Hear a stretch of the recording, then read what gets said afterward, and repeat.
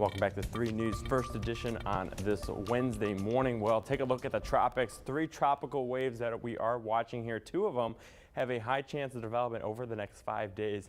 That westernmost one is the one we are definitely keeping an eye on here in the coastal bend. So this is Invest 99L here, pushing quickly off to the west-northwest at 23 miles an hour. It is continuing to push through the southern Caribbean, eventually going to make it towards the western Caribbean over the next day or so. Once again, has a 70% chance of development here over the next 5 days, a 30% chance over the next 48 hours. Now that it is an Invest, it allows the National Hurricane Center to run some forecast models on this particular storm. So this is the spaghetti plots here as of this morning. It continues taking on off to the northwest towards the Yucatan Peninsula. Now yesterday morning, this track here was a little bit further off to the south going towards the Yucatan. Now it's trying to come just on off to the east of the Yucatan Peninsula and then continue to push on off through the Gulf of Mexico. Now the consensus on the spaghetti plot, pretty consistent this morning at bringing it towards East Texas and western Louisiana. Now 24 hours ago, it was bringing it in this direction. So now it's moving it up here. It can always shift back,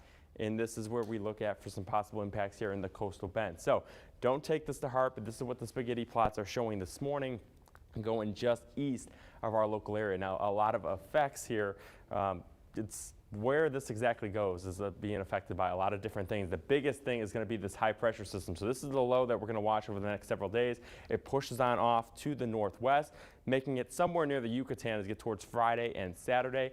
This high pressure is the big player here. If it goes a little bit further off to the south, it'll keep the low pressure a little bit further south, may take it right into the coastal bend. If it continues to push on off to the east, it'll allow the low to go around the high and come just on off to the east of our local area. So it really depends on exactly where this high sets up, where it steers this particular storm. So the latest thinking on this is that it will continue to develop over the next several days, likely by the end of the week. Next names on the list, Ida and Julian, near the Yucatan by Thursday.